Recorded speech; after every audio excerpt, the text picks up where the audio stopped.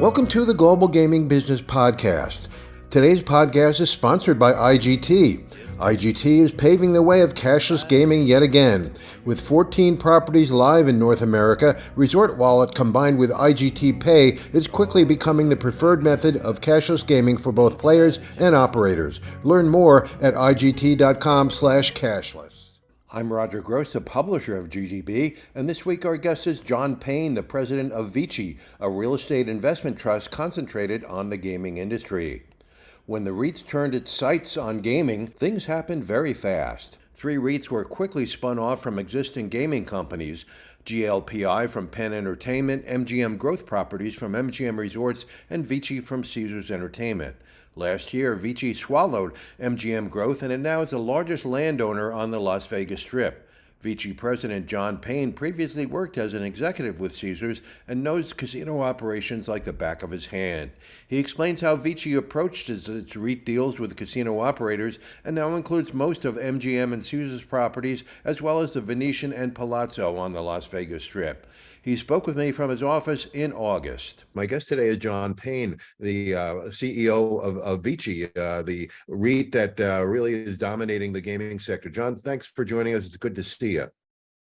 Yeah, Roger, thanks for having me. I'm not the CEO, but I am the COO and the president of the company. Okay. But it's great to see you and be with you and talk to you a little bit about Vici.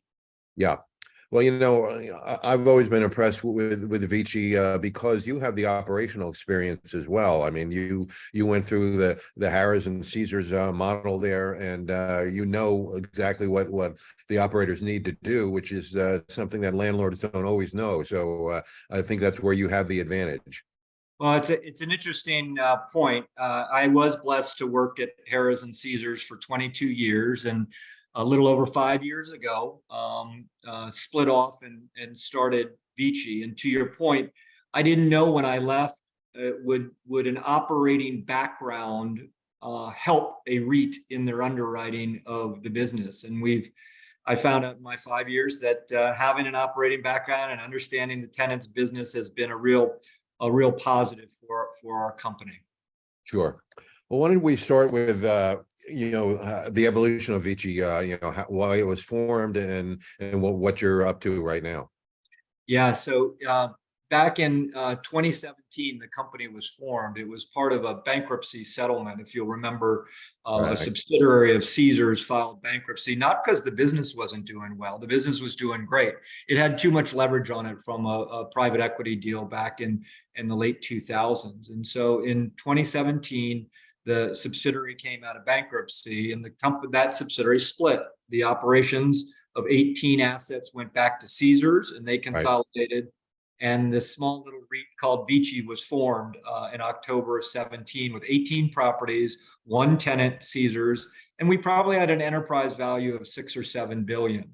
And Roger, we've been very blessed. We took the company public in February of 18. We're 5.5 years old today.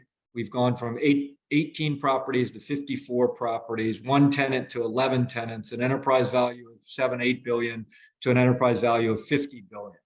So in a very short period of time, we've grown and we've become partners with some fabulous operators in the casino business and also outside the casino business in what we call the experiential space.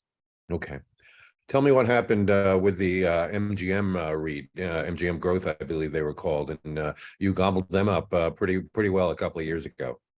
We did. It was a great opportunity for us to transform our company and acquire MGP and the assets of MGM, and it made us the largest real estate owner in Las Vegas on the Las Vegas Strip.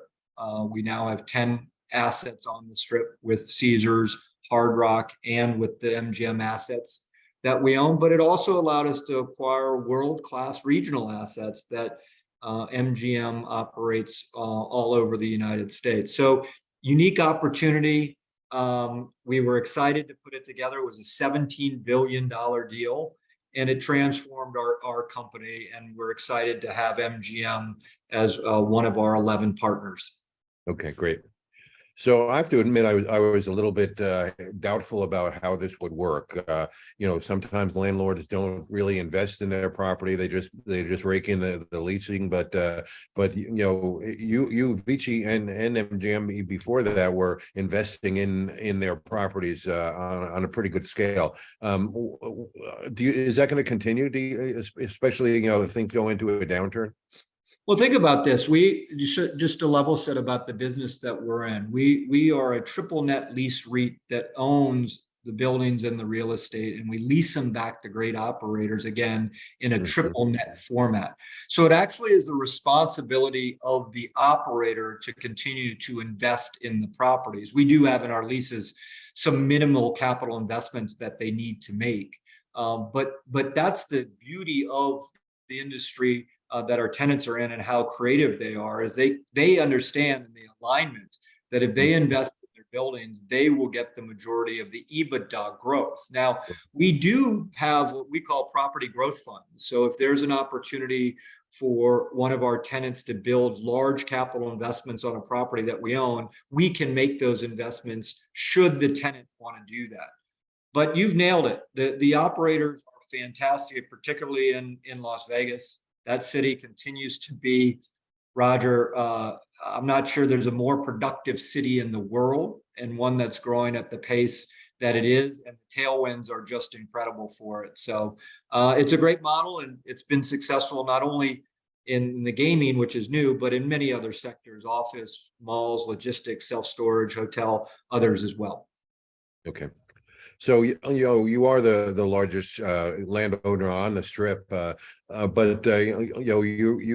it's a very competitive market, and so how do you favor one over the other, do you just sit back and watch them knock each other off their Yeah, pedestal? we don't, the beauty of our model and who we are is we can be partners with all of the competitors in Las Vegas. We have no operational insight. So Roger, you were right. We started out talking about that I did come from an operating background, but we joke that I'm a recovering operator, that in Right, my business today, um, right, we don't operate at all. And yeah, we own the land and the building and we lease it back. Now, regarding Vegas, we do have a large presence on the strip. As I said, we have 10 assets over 660 acres.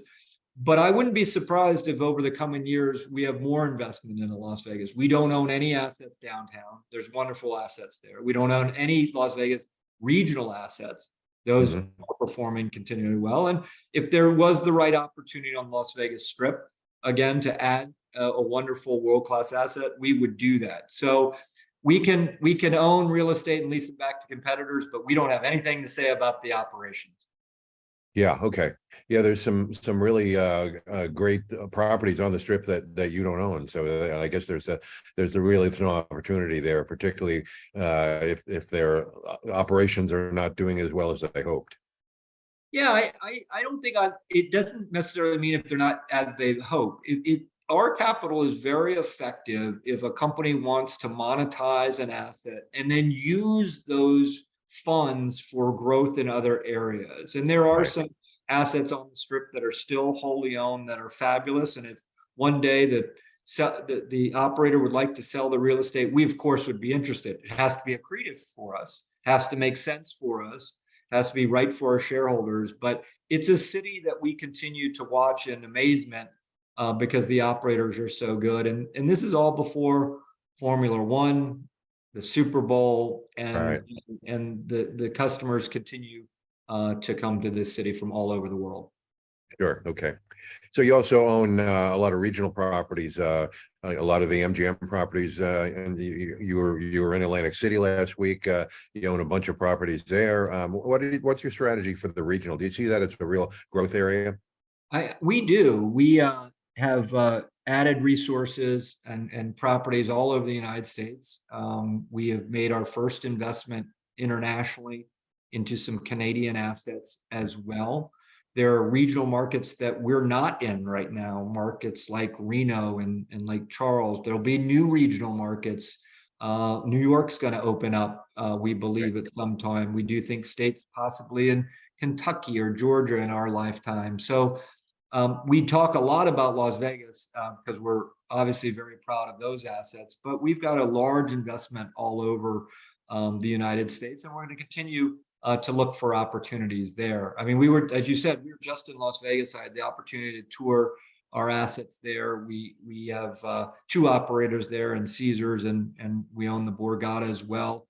And it's amazing the amount of investment that Caesars and MGM have made into these three assets that we own. And it was a wonderful couple of days. I was there touring the assets with the presidents, and I'm really proud of what they've done there. Yeah, no question. So you gaming has really rebounded amazingly from the pandemic. I mean, the revenues have just gone through the roof, setting records every month. Why do you think that's happened? Well, again, that's probably a greater question for an operator, but the way I would answer it is these are the best. In my job today, I get to visit with CEOs and COOs and presidents of all types of hospitality and entertainment experiential companies. I still believe the gaming operators are the best in the world at operating experiential and hospitality assets. And so when COVID came, they had the opportunity to reinvent their business. And instead of curling up in a ball, like many of us did with like, oh, what's going to happen? The operators of these casino assets said, how can we operate the business better? And when they reopened these businesses, they reopened them more effectively, leaner. They're smarter in the way that they distribute marketing reinvestment. And they've made the businesses more profitable, not only in Las Vegas, Roger, but all over the world. Sure, and right. I think all the credit to them of there are many people that can't look in the mirror and say, how we can do things better. They did that, and they reopened, and they were very effective. Now, from Vici's standpoint, Roger, this tells you how strong the real estate is to the operation. Is when every casino we owned was closed, we still collected 100% of our rent. Right. Yeah. We're one of only 3 REITs in the nation that were able to do that, and it allowed us to come into the pandemic in very good shape, and allowed us to grow and ultimately reinvest with our partners and grow our business. Okay, great. So Vici also has a golf division. I think you have 4 or 5 courses, but they're all somehow connected to casinos. What's your strategy there? Are you going to look for courses that aren't connected to casinos now, or does it always have to be a casino connected property? It's a great question. Those 4 golf courses came to us as part of the settlement when we started Vici, and we ran them internally with a new Vici golf division. For the first 5 years we ran Vici. Recently, we still own the golf courses. We lease them, and the operation goes back to a company called Cabot Golf. Cabot is a world-class operator that builds pilgrimage golf experiences.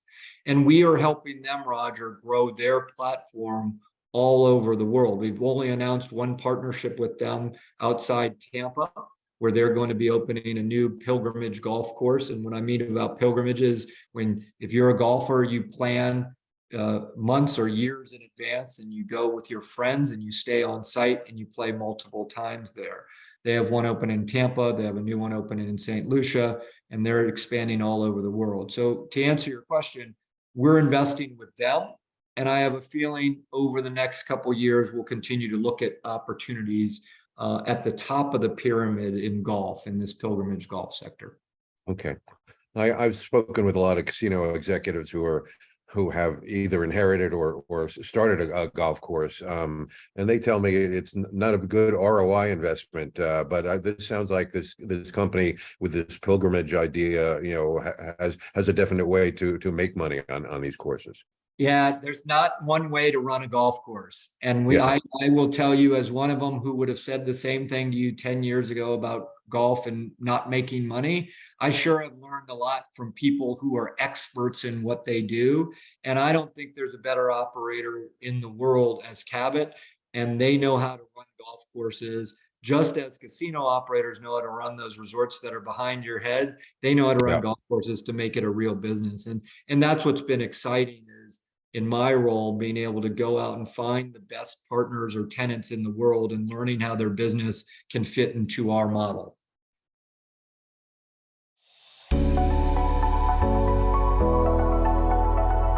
Resort Wallet from IGT provides a digital wallet for all your players' gaming and retail needs.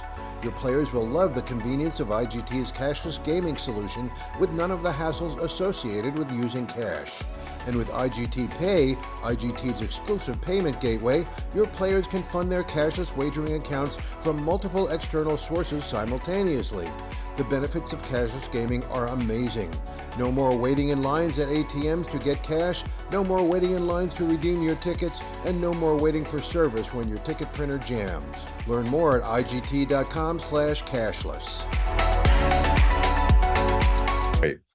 So you mentioned some of the other categories that REITs are involved in. Are you interested in getting into some of these categories, say the restaurants or entertainment or the malls, that kind of thing? Well, not the malls, but I'll tell you how we think about our business, that we were born a casino REIT and started that way. And over the first 5 years, we've grown substantially in that space. But we always knew we would invest our capital in the experiential sector. We always described ourselves as an experiential REIT. And we've started on that journey probably about 2 years ago, where we're making investments in other forms of real estate, such as indoor water parks, health and wellness. We just announced a partnership with Canyon Ranch. You and I just talked about golf. I think there's opportunities in family entertainment centers, water parks, amusement parks, other areas of experiential and sports. We've been studying the professional sports, the youth sports, and the collegiate sports area. So Roger, I think over the next 5 years, you'll see us continue to diversify our portfolio, particularly in areas where we don't own gaming assets. So if you think of the United States, Florida, Georgia, Texas, Arizona, states that are growing population-wise, but don't necessarily have commercial casinos, I think you'll see us continue to diversify. And it's been really fun and interesting for me and my colleagues to study these businesses and sectors. But you won't see us in office or malls or logistics. Right. It's just not what we're doing, more in the experiential categories. Okay, great. So you mentioned you had a couple of properties in Canada. They're as gaming's all over the world. I mean, certainly in Asia, having been to Macau a dozen times or more, the properties there are spectacular. I mean, are you interested in getting into more international markets?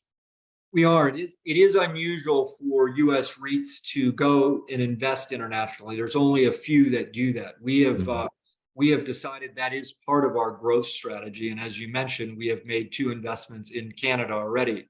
What we're doing right now, Roger, is studying other countries that make sense for our form of capital, that have the right rule of law, that have the right tax structure. And there are countries such as Australia, New Zealand, Singapore, parts of Europe, the UK. And so I think over the coming years, you will see us place investments not only in the gaming side, but also in what we would describe as experiential. And that will help our company continue on the growth path that it's been on the past 5 years. And I've been my passport's gotten a lot of stamps lately as we're studying other countries and how we could possibly place some of our capital to work. Okay, great. So I've been hearing for the past couple of years, you've been looking into possibly getting into Indian country, and I'm not sure how that would work given the sovereign nature of the Indian, the Native American governments. Is that a possibility? Things going forward there? Well, we have 3 Native American partners already who we've helped work in acquiring commercial casinos. So the Seminoles are our partners with the Mirage in Las Vegas. That is, that you've heard, they're converting into a Hard Rock, which is very exciting.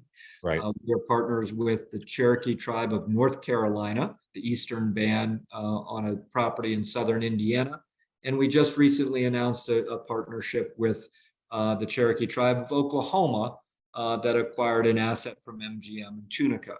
And so we are building relationships with Native American nations in helping them expand outside their current reservations and their land. And we have those partnerships, and we hope those will continue. I think your question was, do you think there'll be a time where we could own real estate on reservation land or with the nation? And I think we're continuing to study. And are there some casinos that we can help grow, whether that's exactly on their land or not? Where we're very similar is we're long-term generational investors. The Yeah. tribes are building assets on their reservations for centuries. Right. We're building assets and holding assets, hopefully for a century, but at least decades. Our leases have an average of 43 years. Roger, I always joke when I'm doing a deal, that's longer than most marriages. And so, Sure. you Yeah. know, we are long-term investors, but we're so proud of the deals we have with the three Native American nations that we already do business with, and we see that area expanding. Whether that flows into reservation land, we'll have to see in the future. Sure. Well, they always talk about, the 7 generations that they look forward to, and this seems to fit your model perfectly. It does. Explain to me some of the rules of REITs. Now, whenever you make a profit, you have to distribute the dividends, as I understand. How do people then build equity in REITs if they keep taking dividends?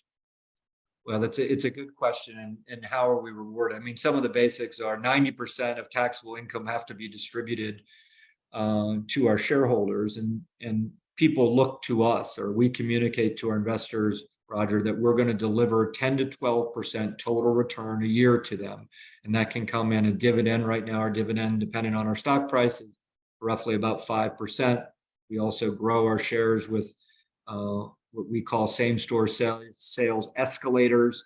And then each year I got to go do my job, Roger, as the president. My job is to grow the business creatively. And so if you've been an investor in Vici since we started, you've done quite well, particularly if you compare us to the S&P 500 or what we call the RMZ, which is the REIT index. I mean, if you've gotten us since our IPO, you've had a return of well over 100%. I think the S&P 500, I think it's about 70%, and the RMZ is in the 40-50%. So we've really outperformed. Or if you've held our stock, our dividend has had a 5-year CAGR of about 8.2% growth, which has been one of the highest performers. And then finally, we were the highest performer in the S&P as it pertains to REITs last year. We grew 12%, and the RMZ declined 20%. So there's many ways you can grow with holding our stock. You're going to get your dividend every year, which is nice income, and a lot of people hold REITs for that. We've been blessed in being able to grow the company and also have capital appreciation. Our stock has gone up, and we plan to continue to do that for our shareholders. There's no reason why we can't follow what we've done and over the past 5 years. And I'm really excited about the future. And I should have said, Roger, we only have 27 people in our whole company. So we're a 50 billion-ish enterprise value. We're based in New York, but there's only 27 of us. So the team has done just a magnificent job, and we're excited about our future. Great. So in terms of the future for REITs, do you think that is going to be a model that's going to continue to grow? That's an interesting one about, are there many times, are there enough REITs or are there too many REITs? What I would tell you, just to speak about, because I can't predict that in the future, what I would say about us is we are forming our own path. There's no one else doing what we're doing, which is finding unique non-commodity real estate in the experiential sector and investing in creatively and growing our business. And so we're kind of running our own race. You ever heard that? I mean, I tell my kids that all the time. You got to run your own race. And we're running our own race there. Whether other REITs decide to do this or not, we'll watch. There's no question there is excitement about the casino space all over the world. And the credit for that goes to the operators who have come out of COVID with just humming results. Great.